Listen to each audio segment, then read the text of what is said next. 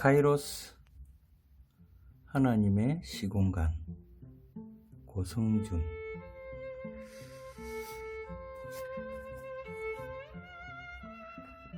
지연이가 고성준으로 나와 있고요. 수학 박사와 교수가 아닌 선교와 목회, 다음 세대의 사역으로 부르신 자신의 데스티니를 만난 그는 청년들이 하나님이 계획하신 자신만의 삶을 스스로 찾도록 돕고 세우는 데스티니 메이커로 사역하고 있다.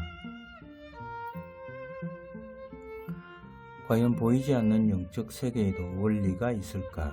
이 책에서 저자는 인간이 보이는 자연 세계의 원리를 이해해가며 하늘을 날고 우주를 여행할 수 있게 된 것처럼 보이지 않는 영적 세계, 하나님의 시공간의 원리를 이해한다면 우리에게 과연 무슨 일이 일어날지 상상해보라고 도전하는 것으로 출발한다. 옷장의 문을 열어야 옷장 너머 또 다른 세계 나니아로 들어가 강렬한 모험을 할 수 있듯이 이 책은 손을 뻗어서 옷장의 문부터 여는 도전으로 고린도전서를 기초로 성경 속 영적인 원리에 대한 강력한 티칭을 준다. 영적 세계를 몰라서 그저 육신에 속한 자에 머무르는 것이 아니라 무엇이 영인지, 무엇이 영이 아닌지, 무엇이 진짜 영적인 차원인지, 이 세상에서 영의 원리를 따라 산다는 것이 무엇인지, 영적 세계에 어떤 놀랍고 좋은 하늘의 자원들이 있는지 배우고 풍성한 영의 세계를 경험하고 분별할 수 있도록 성경적 가이드를 제시한다.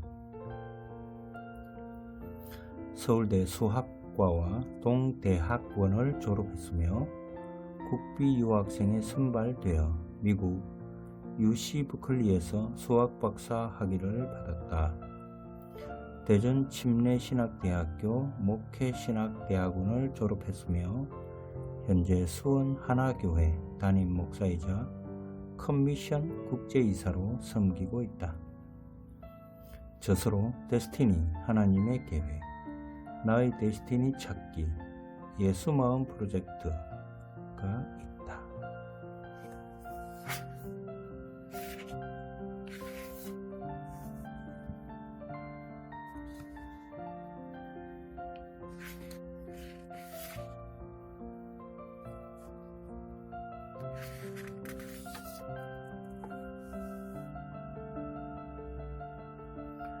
프롤로그. 영적 세계의 원리들.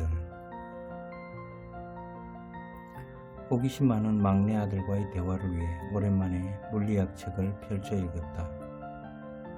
상대성 이론과 양자 역학에 대한 흥미로운 이론들을 읽으며 와, 인류가 이런 것까지 발견했구나 감탄했다.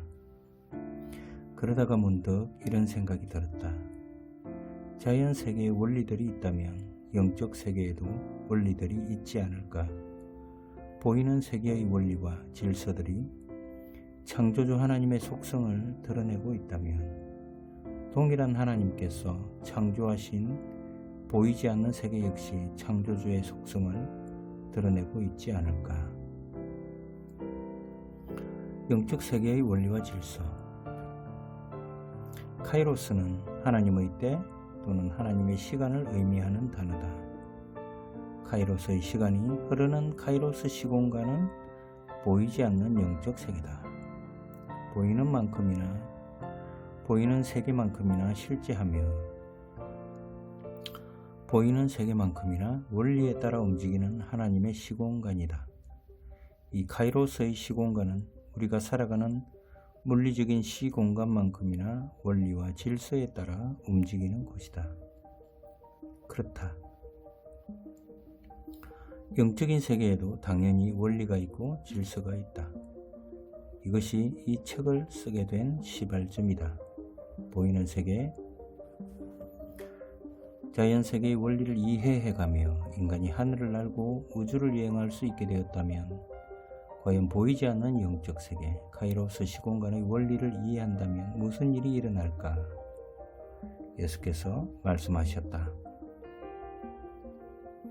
마태복음 17장 20절 이르시되 너희 믿음이 작은 까닭이니라. 진실로 너희에게 이르노니 만일 너희에게 믿음이 겨자씨 한 알만큼만 있어도 이 산을 명하여 여기서 저기로 옮겨지라 하면 옮겨질 것이요 또 너희가 못할 것이 없으리라. 영적 세계의 원리를 이해한다면 무슨 일이 일어나느냐고? 산을 옮길 수 있다. 또 못할 것이 없다. 예수님의 대답이다. 영적 세계의 원리를 이해하고 살게 된다면 당신의 삶 속에 어떤 변화가 일어날지 생각해보라. 어쩌면 이 책이 그 변화의 시작이 될 수 있다. 사람들이 자주 속는 것이 있다. 산을 옮기는 믿음이나 불가능을 가능케 하는 영적 능력은 특별한 사람들에게 어느 날 갑자기 하늘에서 뚝 떨어지는 불가사의한 현상이라고 생각하는 것이다. 정말 그럴까? 마태복음 17장 20절은 특정인을 지칭하지 않았다. 이것이 하늘로부터 뚝 떨어지는 초자연적인 현상이라고 하지도 않았다. 예수님은 그저 너희에게 믿음이 있으면 그러면 산을 옮길 것이고 또 못할 것이 없으리라 하셨다. A면 B이다는 수학이나 물리학 같은 자연과학의 원리들을 기술하는 가장 단순한 조건 명제 형식이다. 그리고 마태복음 17장 20절 역시 바로 이러한 형식을 취하고 있다. A. 너희에게 믿음이 있으면 B. 산을 옮기고 또 못할 것이 없다. 그렇다. 영적 세계의 원리들도 자연 세계의 원리들처럼 조건 명제로 기술된다. 산을 옮기고 불가능을 넘어서게 하는 영적인 결과들은 하늘을 날고 우주를 여행하는 것만큼이나 원리적인 결과다. 영적 세계의 원리, 인간은 어려서부터 자연 세계의 원리들을 하나씩 배워가며 세상에 적응한다. 그런데 이 영적 세계의 원리에 대해서는 배우려 하지 않는다. 영적 세계의 원리는 배울 수 있는 것이 아니라 특별한 체험이나 인카운트를 통해 우연히 얻어지는 기연이라 생각한다. 그렇지 않다. 자연 세계를 만드신 분이 영적 세계도 만드셨다. 그리고 그 창조주는 혼돈이 아닌 질서를 지으시고 비논리적 우연이 아닌 논리적 우주를 창조한 분이시다. 수학의 정석처럼 영적인 세계에도 정석이 있다. 배워야 한다. 우리가 살고 있는 자연 세계 또는 물질 세계에는 만유 인력의 법칙이 있어 사과가 아래로 떨어지고 베르누이의 원리가 있어 무거운 비행기가 떠오르며 눈에 보이지 않지만 미생물이 존재하기에 상온에 오래 둔 음식은 썩는다. 또 경제에도 원리들이 있어서 수요와 공급에 의해 가격이 결정되며 보이지 않는 손이 시장을 다스린다. 그렇지만 태어날 때부터 이런 원리들을 알고 태어나는 것은 아니다. 어린아이들은 이런 원리들에 무지하기에 썩은 음식을 주워 먹어 탈이 나기도 하고 높은 곳에서 떨어져 팔이 부러지기도 한다. 원리를 모르기 때문이다. 바울은 영적 세계의 원리를 몰랐던 고린도 교인들을 어린아이처럼 대한다. 고린도전서 3장 1절 형제들아 내가 신령한 자들을 대함과 같이 너희에게 말할 수 없어서 육신에 속한 자 곧 그리스도 안에서 어린아이들을 대함과 같이 하노라.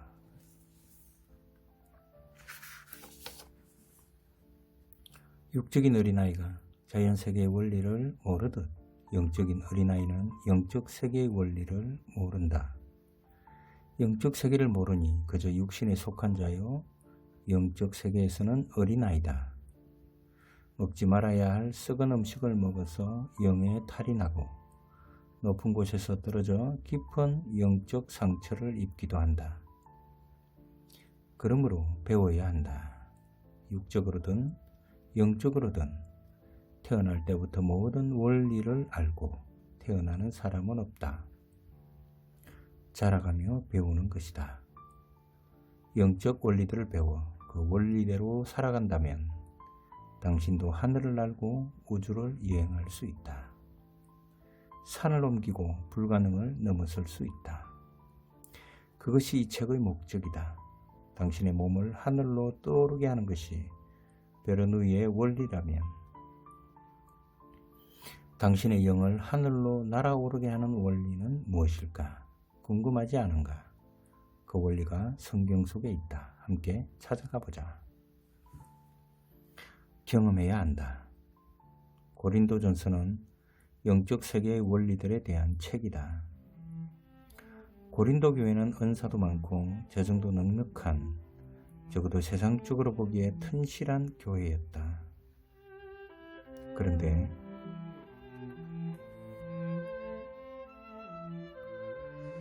그 속은 분열, 음란, 신학적 문제에서 은사 사용에 이르기까지 5만 가지 영적 문제로 가득 차 있었다. 이들은 영적으로 어린 아이들이었다. 이 산적한 문제를 해결하고자 바울이 영적인 원리들을 기록하여 보낸 것이 고린도전서다. 이 책은 고린도전서를 기초로 성경이 이야기하는 영적 세계의 원리들을 기술한 책이다. 아니, 기술한 책이라기보다는 기술하려 노력한 책이라고 하는 것이 더 정확한 표현이겠다.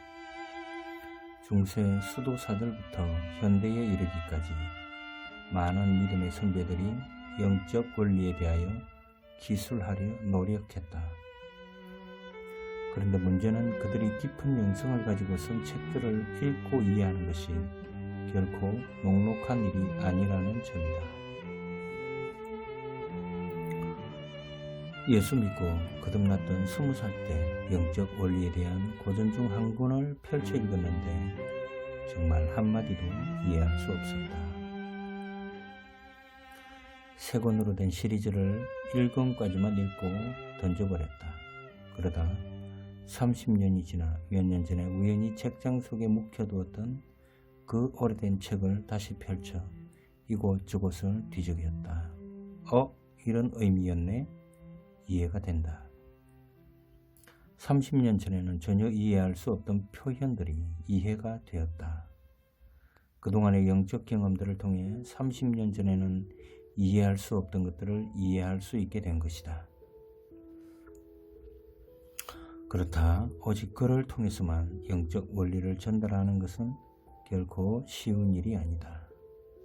거기에는 개인의 초월적 경험이 반드시 포함되기에 이 땅의 언어로 다 표현할 수 없다는 한계가 있다.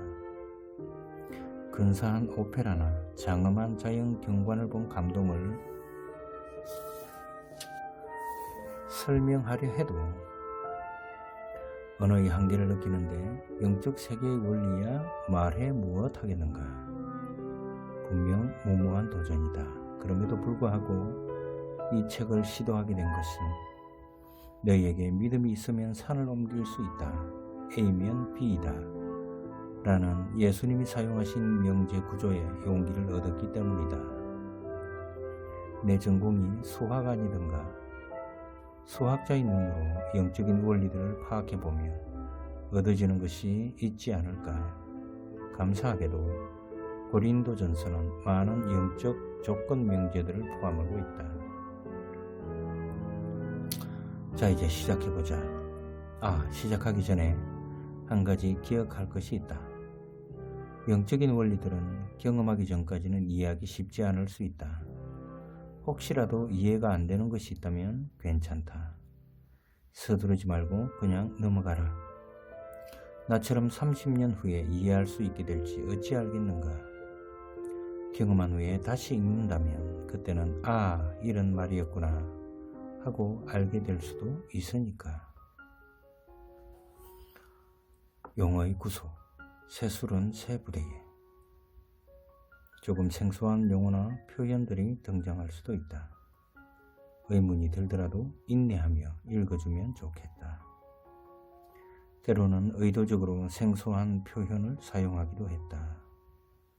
익숙한 용어나 익숙한 표현 속에 담긴 익숙해진 의미들이 때로 새로운 것을 받아들이기 어렵게 만들기 때문이다. 예를 들어 성령 충만이라는 용어를 생각해 보자.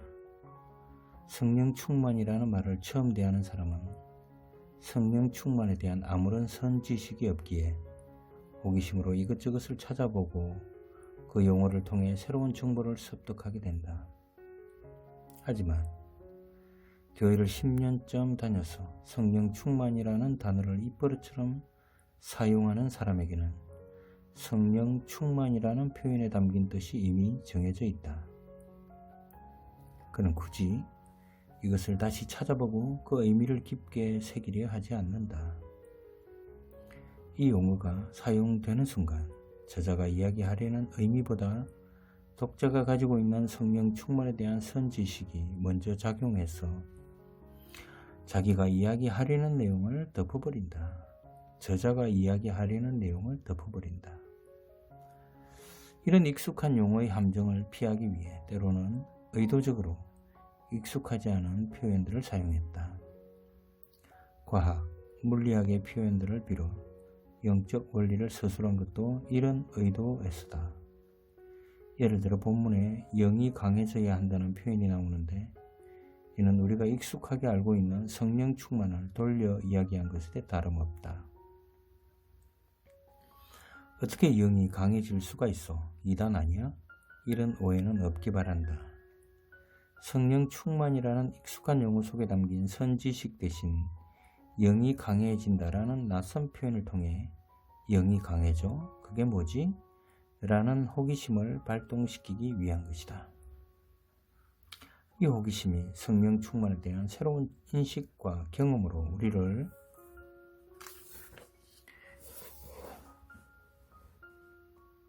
인도할 수 있기 때문이다. 새술은 새 부대에 현대 기독교가 처한 싸움은 어떤 의미에서 언어의 싸움이라고 할 수 있다. 익숙해진 종교 용어들은 익숙함 속에서 진보해지고 그 진보함은 영적 능력을 앗아간다. 어느한 한 개인 또는 사회의 경험을 축적한다. 앞서 이야기한 성령 충만의 경우 한 개인 또는 공동체가 갖는 성령 충만이라는 용어의 의미는 그 사람 또는 공동체가 성령 충만이라는 용어 아래서 경험한 역사들을 담고 있다. 시간이 흘러 용어가 익숙해지고 곧 착화되기 시작하면 그 용어에 담긴 경험의 역사들이 용어 자체의 능력을 제한한다. 성령 충만이란 이러저러한 것이야 끝. 이렇게 되면 적어도 성령 충만이라는 이름으로는 더 이상 새로운 역사가 일어나지 않는다. 당신은 성령 충만에 대해 무엇이라 생각하는가? 아마 그 속에는 당신이 성령 충만이라 불렀던 경험들이 녹아있을 것이다. 그리고 만약 당신에게 성령 충만이라는 용어가 익숙하고 진부하게 느껴진다면 그것은 이 용어가 더 이상 새로운 경험을 담아낼 수 없게 되었다는 뜻이다. 적어도 당신에게 성령 충만이라는 용어는 영적 수명을 다한 것일 수 있다. 슬프게도 현대사회에서 용어의 수명은 매우 빠르게 소진된다. 수명을 다한 영적 용어는 새로운 경험을 담아내지 못하게 되고 그 결과 새로운 영적 경험도 사라진다. 현대 기독교에는 영적인 용어들의 구속이 필요하다. 그래서 예수께서 새술은 새 부대에 담으라 하셨다. 새술, 새로운 역사를 담아내려 해도 그 용어에 담긴 옛 의미, 선지식이 계속 새술을 옛술로 변질시켜 버린다. 새로운 용어, 새 부대가 필요하다. 따라서 이 책 3부에서는 특히 물리학의 용어들을 새 부대로 사용하여 익숙한 술을 새롭게 담아내 보고자 했다.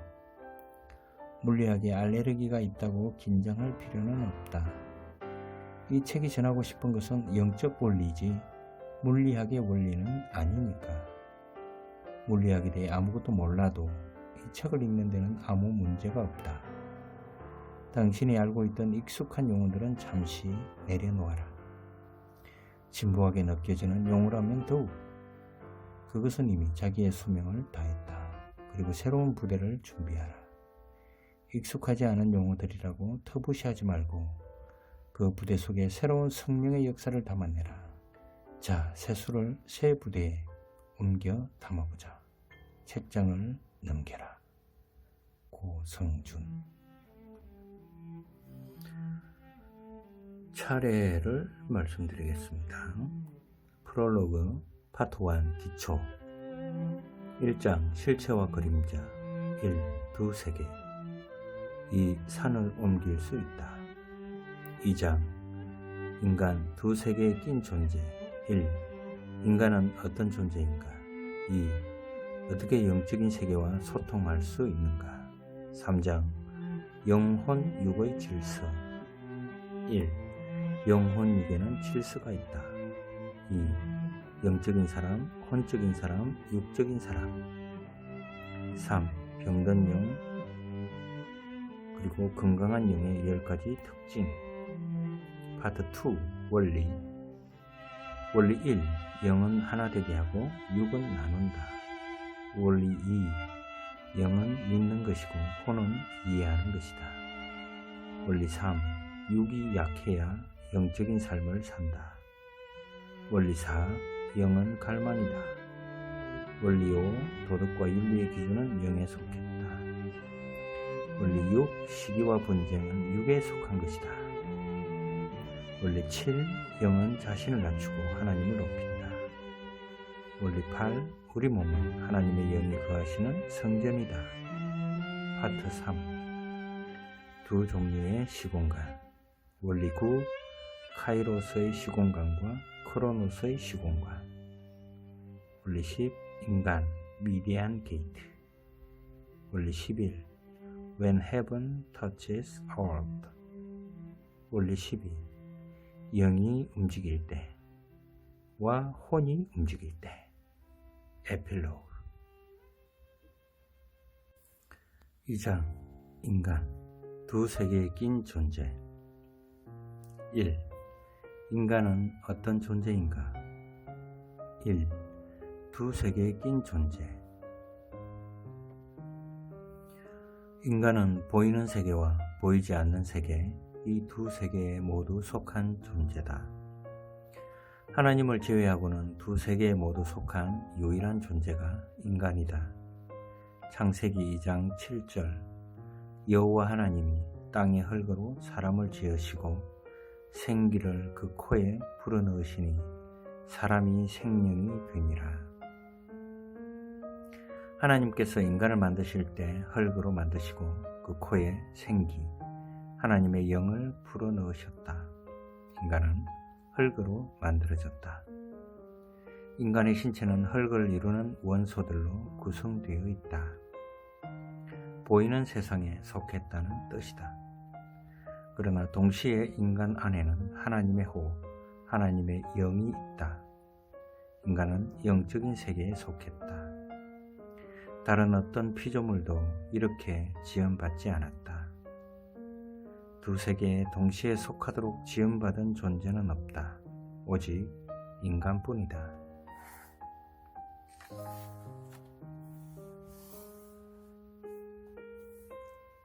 자, 여기서 퀴즈 하나. 인간이 흙에도 속하고 영에도 속한 존재라면 인간은 죽을까 죽지 않을까? 애매하다. 분명 흙에 속한 존재는 유한하다. 언젠가는 죽는다. 그런데 영에 속한 존재는 영원하다. 절대로 소멸되지 않는다. 그렇다면 두 세계에 동시에 속한 인간은 어떨까? 성경의 대답은 인간은 그 속에 하나님의 영원한 생명을 가지고 있기 때문에 비록 몸을 가지고 있어도 절대로 소멸하지 않는다는 것이다. 흙에만 속한 다른 짐승들과 다른 점이다. 고린도전서 15장은 이것에 대해 놀라운 말씀을 기록하고 있다. 고린도전서 15장 49절부터 54절. 우리가 흙에 속한 자의 형상을 입은 것 같이 또한 하늘에 속한 이의 형상을 입으리라. 형제들아, 내가 이것을 말하노니 혈과 육은 하나님 나라를 이어받을 수 없고 또한 썩는 것은 썩지 아니하는 것을 유업으로 받지 못하느니라. 보라, 내가 너희에게 비밀을 말하노니 우리가 다 잠잘 것이 아니요 마지막 나팔에 순식간에 홀연히 다 변화되리니 나팔 소리가 나매 죽은 자들이 썩지 아니할 것으로 다시 살아나고 우리도 변화되리라. 이 썩을 것이 반드시 썩지 아니할 것을 입겠고 이 죽을 것이 죽지 아니함을 입으리로다. 이 썩을 것이 썩지 아니함을 입고 이 죽을 것이 죽지 아니함을 입을 때에는 사망을 삼키고 이기리라고 기록된 말씀이 이루어지리라. 아멘. 우리가 지금 입고 있는 이 몸은 인간의 타락으로 말미암아 그냥 흙덩어리가 되어버렸다.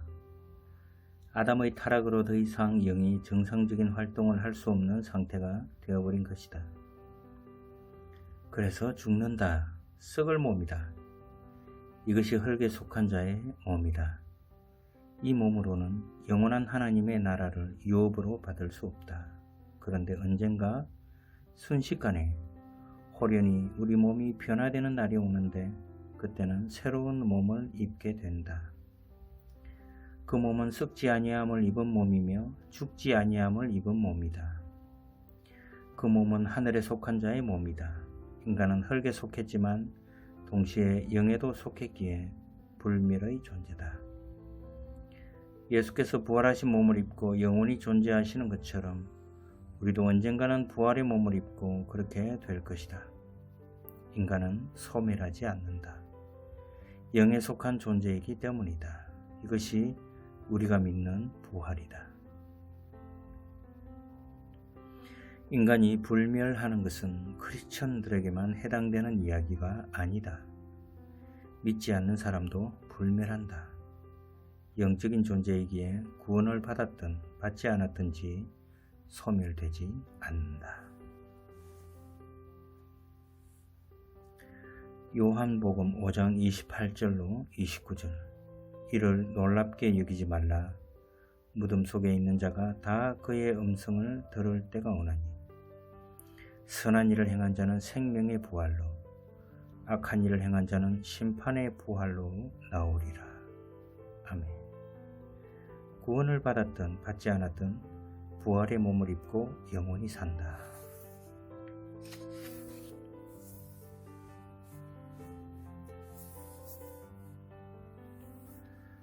문제는 어디서 그 영혼의 시간을 보낼 것인가 하는 것이다. 천국인가 아니면 지옥인가. 영적인 소통 기관. 인간은 단순한 육체가 아니다. 인간 안에는 하나님의 영이 거하신다. 인간에게 몸이 있어 눈에 보이는 세상과 소통할 수 있듯이 영이 있는 인간은 영적 세계와 소통할 수 있다.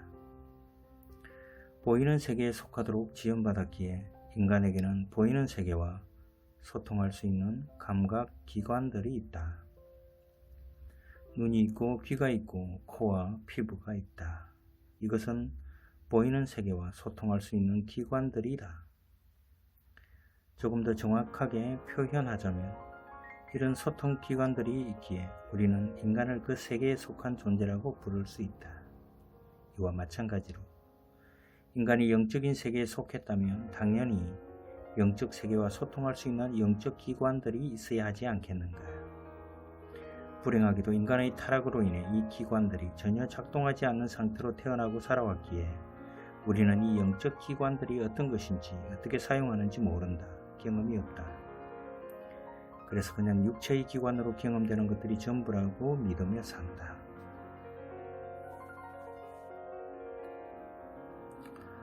그러나 그렇지 않다. 당신에게는 육체의 기관들만큼이나 중요한, 아니 그 이상으로 중요한 영적인 감각 기관들이 있다. 영의 세계를 볼 수 있는 영적인 눈이 있고 영적인 것을 들을 수 있는 영적인 귀가 있고 영적인 것을 느낄 수 있는 영적인 기관들이 있다. 거듭난 크리스찬들은 이 영적인 기관들을 어떻게 사용하는지 배우고 사용해야 한다. 끊임없어 보이지 않는 세계를 보아야 하고 들리지 않는 것을 들어야 한다. 어떻게? 믿음으로. 핵심은 믿음이다. 기억하라. 당신은 두 세계에 낀 존재다. 이 영혼 육을 가진 존재. 성경은 인간을 영과 혼과 육을 가진 존재라고 이야기한다. 데살로니가전서 5장 23절. 평강의 하나님이 친히 너희를 온전히 거룩하게 하시고 또 너희의 온 영과 혼과 몸이 우리 주 예수 그리스도께서 강림하실 때에 흠없게 보존되기를 원하노라. 아멘. 6. 흙으로 지음받았다. 첫째, 인간에게는 육체, 몸이 있다. 육체란 우리가 알고 있는 물질로 이루어진 몸이다. 흙으로 만들어진 다른 동물들처럼 인간도 몸을 가지고 있다. 혼, 지정이가 있다. 둘째, 혼이 있다. 혼이란 우리의 마음, 내면을 말한다. 혼은 지, 정, 의를 일컫는데 이는 지, 이성과 정, 감정과 의, 의지로 이루어져 있다. 혼도 육과 마찬가지로 보이는 세계의 일부다.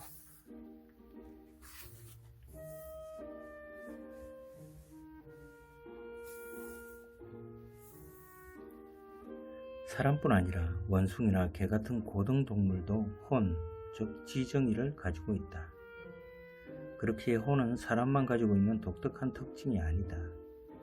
혼과 육은 기능상 또는 편의상 우리가 나누어 부르는 것일 뿐 본질적으로는 다 흙에 속한 보이는 세계에 속한 기능들이다.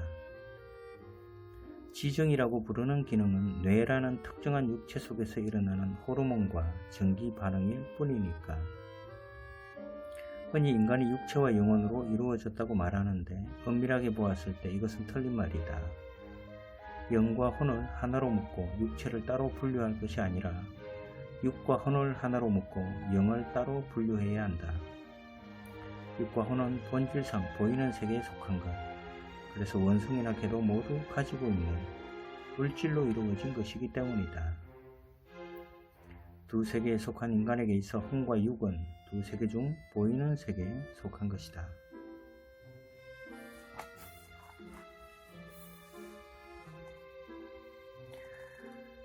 영, 육체의 오감으로는 알 수 없다.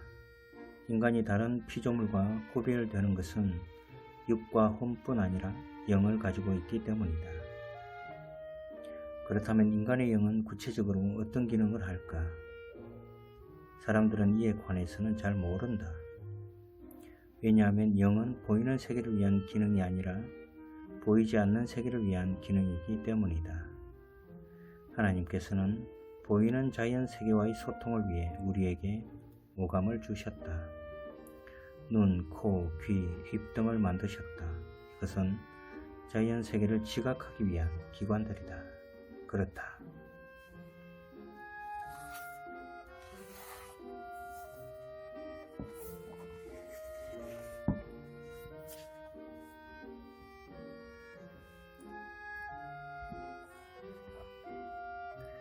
그렇다면 우리의 영은 어떤가?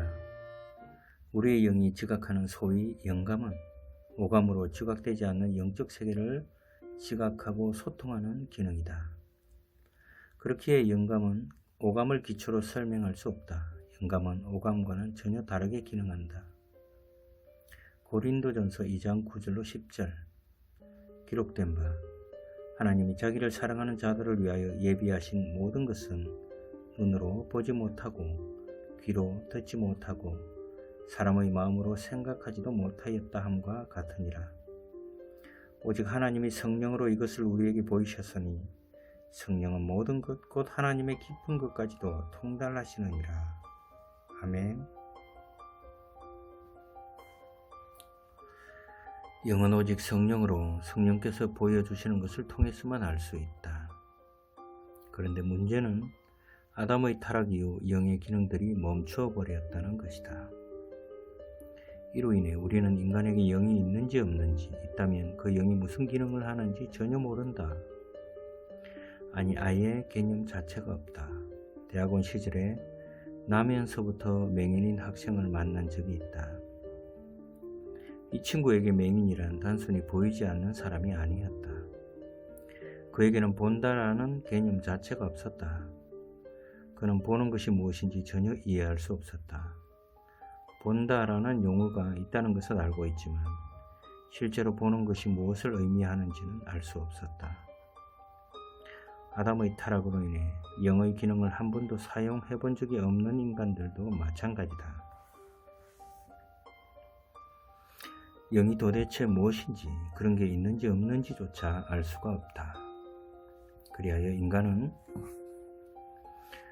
자연세계와 영적세계 모두와 소통할 수 있는 존재로 지음받았음에도 그 삶과 인식의 범위가 자연세계로 한정되어 버렸다. 3. 인간의 영의 기능. 인간의 영은 도대체 무엇이며 어떤 기능을 하는 것일까? 지금까지 이야기를 잘 따라왔다면 어렵지 않게 유추할 수 있을 것이다. 첫째, 인간의 영은 영적 세계와 소통하는 기능을 한다. 이 영적 커뮤니케이션의 기능으로 인해 인간의 영은 하나님은 물론 하나님 외에 다른 영적 존재와도 소통할 수 있다. 무당이 신접하는 것이 한 예이다. 둘째, 인간의 영은 단지 소통할 뿐 아니라 마치 그릇과도 같아서 다른 영적인 존재를 인간의 영 안으로 받아들일 수 있다. 이것은 인간의 영만이 갖는 독특한 기능이다. 다른 어떤 존재, 천사나 사탄, 자연세계의 그 어떤 피조물에게도 이런 기능은 없다. 생각한데 육체에 거한한 영이라는 인간의 독특함이 이것을 가능하게 하는 것 같다. 그래서 인간의 영은 성령을 받아들이기도 하고 세상의 영을 받아들이기도 한다. 고린도전서 2장 12절. 우리가 세상의 영을 받지 아니하고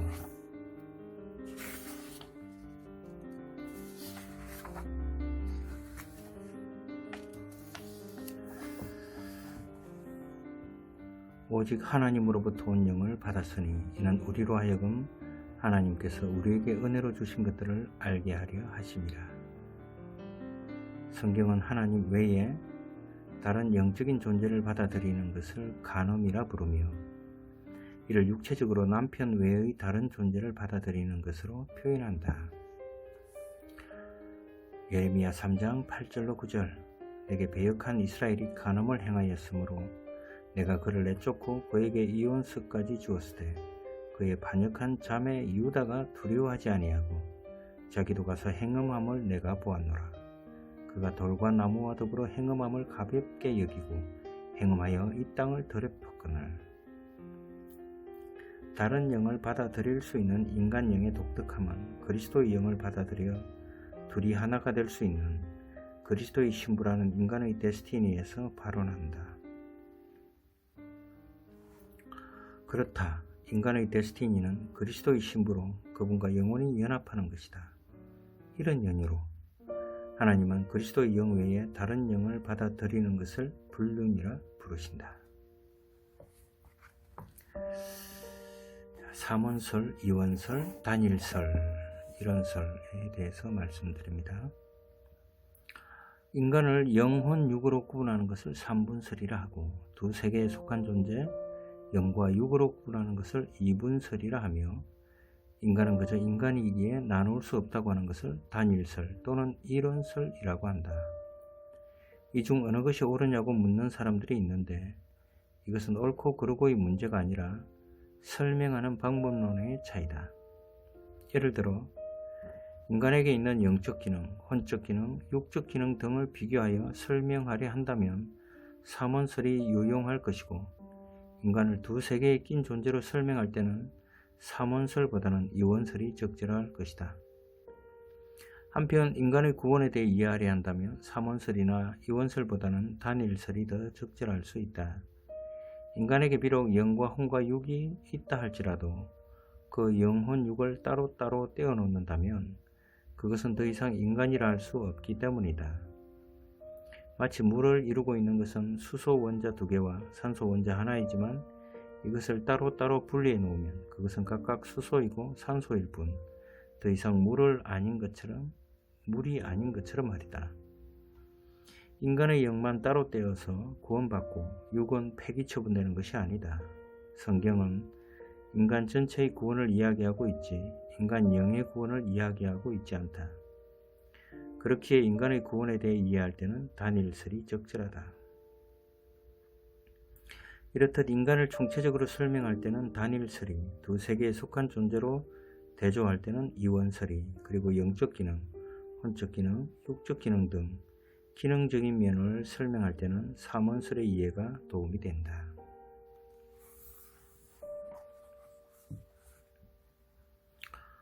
2. 어떻게 영적인 세계와 소통할 수 있는가? 그렇다면 어떻게 영적인 세계, 특히 하나님과 소통할 수 있을까?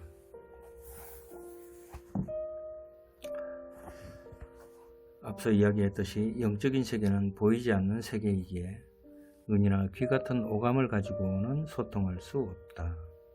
오감이 아니라면 어떻게 하나님과 소통할 수 있을까? 중국의 위대한 크리스천이었던 워츠만 니는 영적 소통의 중요한 2가지 수단으로 직관과 양심을 든다. 1. 직관. 직관이란 말 그대로 직관이다. 오감으로 지각해서 아는 것이 아니라 그냥 아는 것이다. 하나님의 영으로부터 우리 안에 직접 부어지는 계시적인 지식이다. 30년 전에 워치만 니의 책을 처음 읽었을 때는 이것이 무슨 말인지 전혀 이해할 수 없었다. 그냥 안다는 게 뭐야? 어떻게 그냥 알 수가 있다는 거지? 도무지 이해할 수 없어 책을 던져버렸다.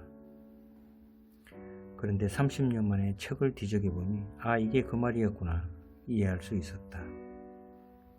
30년 여정 속에서 직관적으로 하나님의 뜻을 아는 경험들을 한 것이다.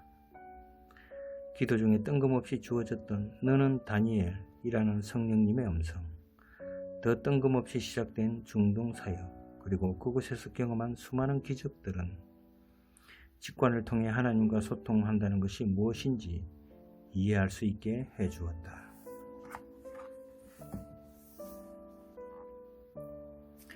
이 경험들은 모두 기도나 말씀 묵상 가운데 그냥 주어진 지식들이었다. 이런 경험들이 축적되면서 이제는 그냥 알게 되는 지식들이 내게도 낯설지 않다. 이건 하나님이 기뻐하시는구나. 그냥 안다. 이건 하나님이 싫어하시는구나. 그냥 안다. 이건 해야 하는구나. 그냥 안다. 이건 하면 안 되는구나. 그냥 안다. 어떻게 아느냐고? 설명할 수는 없는데 그냥 안다. 영적인 촉이라고나 할까? 어느 때는 감동이 오고 어느 때는 확신이 생기며 어느 때는 생각지 못했던 아이디어가 떠오르기도 하고 어느 때는 평안이 임한다. 나를 괴롭혔던 워치만 니의 영은 아는 것이고 혼은 이해하는 것이라는 표현이 이제는 조금 이해가 된다. 아직 이해가 안 되는 분들에게는 미안하지만 영적인 소통 중 하나는 그냥 하는 것이다.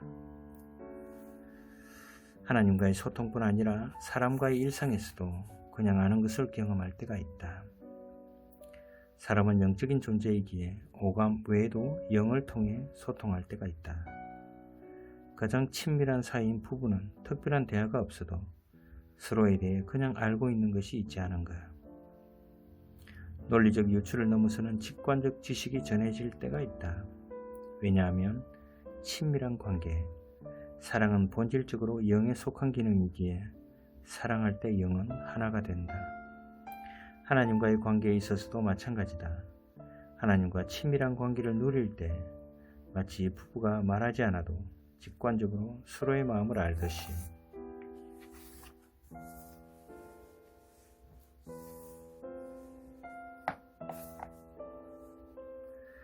그렇게 하나님의 마음을 안다. 직관적 소통의 핵심은 초자연적인 은사라기보다는 하나님과의 친밀한 관계다. 직관적 소통을 활성화시키는 것은 친밀함, 서로를 친밀하게 알고 사랑하는 것이다. 하나님을 친밀하게 알고 사랑할 때 하나님과 영적으로 소통하게 된다. 이 양심, 영적인 소통의 두 번째 방법은 양심이다. 성경은 우리가 생각하는 것보다 양심에 대해 훨씬 많이 이야기한다. 몇 구절만 찾아보자. 시편 16편 7절 나를 훈계하신 여호와를 송축할지라 밤마다 내 양심이 나를 교훈하도다. 사도행전 23장 1절 바울이 공회를 주목하여 이르되 여러분 형제들아 오늘까지 나는 범사의 양심을 따라 하나님을 섬겼노라 하거늘. 로마서 9장 1절 내가 그리스도 안에서 참말을 하고 거짓말을 아니하노라. 나에게 큰 근심이 있는 것과 마음에 그치지 않는 고통이 있는 것을 내 양심이 성령 안에서 나와 더불어 증언하노니.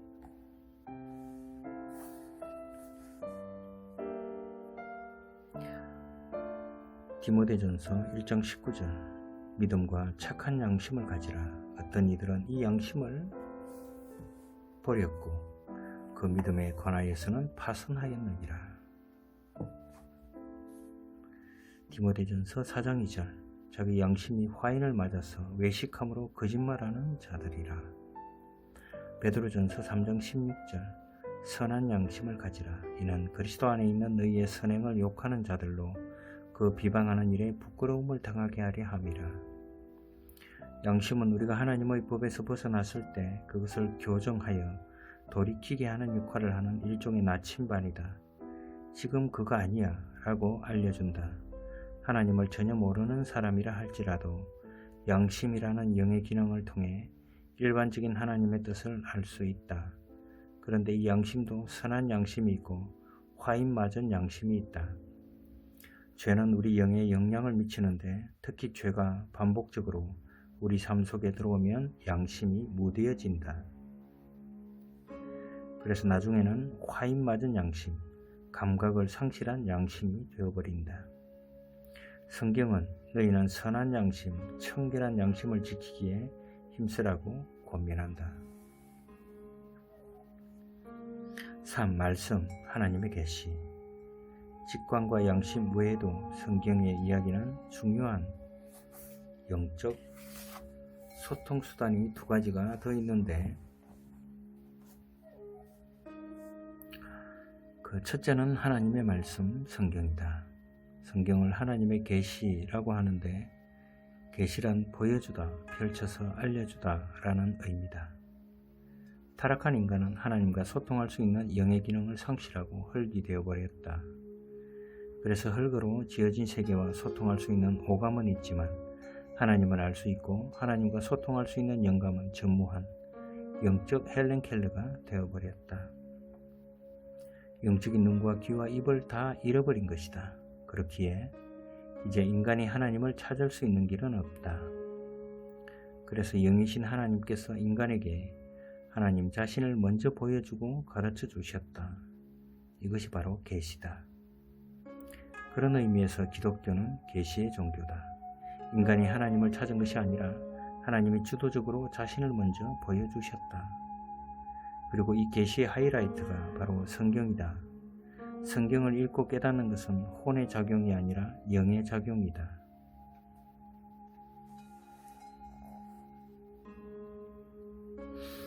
성경을 읽고 묵상하는 행위는 혼의 행위가 아니라 영의 행위다.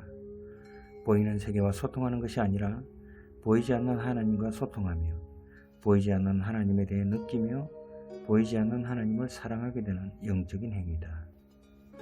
성경은 성경에 대하여 이렇게 이야기한다. 이사야 40장 8절 풀은 마르고 꽃은 시드나 우리 하나님의 말씀은 영원히 서리라 하라. 아멘.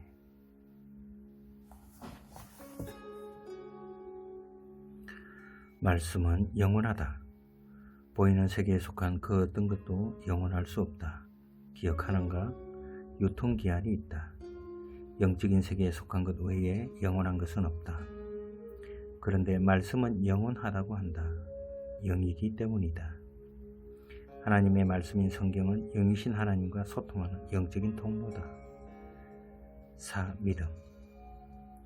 마지막 네 번째 영적인 소통 방법은 믿음이다. 히브리서 11장 3절 믿음으로 모든 세계가 하나님의 말씀으로 지어진 줄을 우리가 아나니 보이는 것은 나타난 것으로 말미암아 된 것이 아니니라.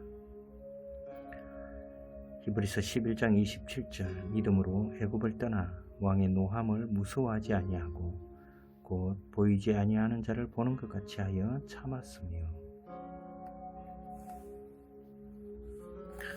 믿음에는 놀라운 비밀이 있다. 분명 우리는 영적인 세계나 영이신 하나님을 볼 수도 들을 수도 없다. 그런데 믿음은 그 보이지 않는 분을 보는 것 같이 해준다. 모든 세계가 하나님의 말씀으로 지어진 것을 어떻게 할까? 보았나? 아니 보지 못했다. 그런데 어떻게 할까? 믿음으로 한다. 보이는 것은 나타난 것으로 말미암아 된 것이 아니라 영적인 것으로 말미암아